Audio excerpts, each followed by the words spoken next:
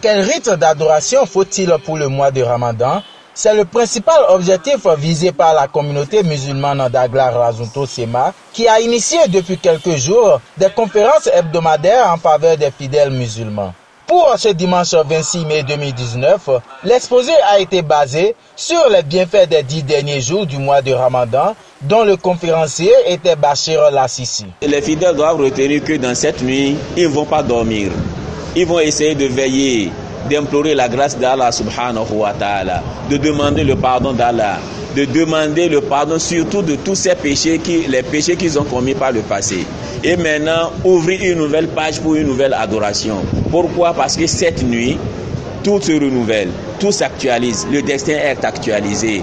Maintenant, l'homme a une nouvelle page qui est ouverte auprès d'Allah subhanahu wa ta'ala. Donc les fidèles doivent chercher à veiller cette nuit, cette 10 dernières nuits, juste pour l'adoration d'Allah subhanahu wa ta'ala.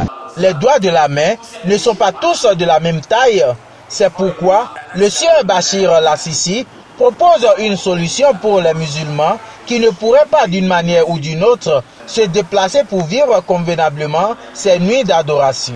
Celui qui a été empêché par d'autres adorations, par l'adoration, par son travail, et qui n'a pas eu le temps libre d'aller à la mosquée dans cette nuit, ou bien de se lever dans sa propre chambre dans cette nuit, a aussi un seul profit de répéter ses adorations au cours de son travail. Ça se répète ultérieurement dans son cœur. Allahumma innaka afoun tuhibbul afwa fa'fu anni. Il répète ça et il continue son travail, et lui aussi il a les mérites comme celui qui a veillé dans cette nuit. Cependant, que doit-on savoir exactement sur la SEMA? L'objectif principal de la SEMA, c'est aider, contribuer à la consolidation de notre religion, l'islam, dans la zone d'Agla et ses environs.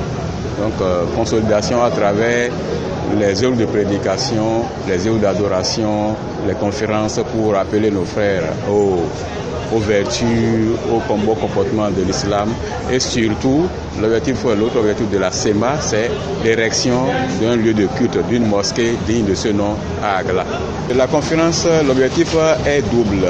Le premier niveau, c'est d'abord la vulgarisation, se faire connaître la SEMA à toutes les communautés, à tous les frères musulmans des environs, de Agla et environ.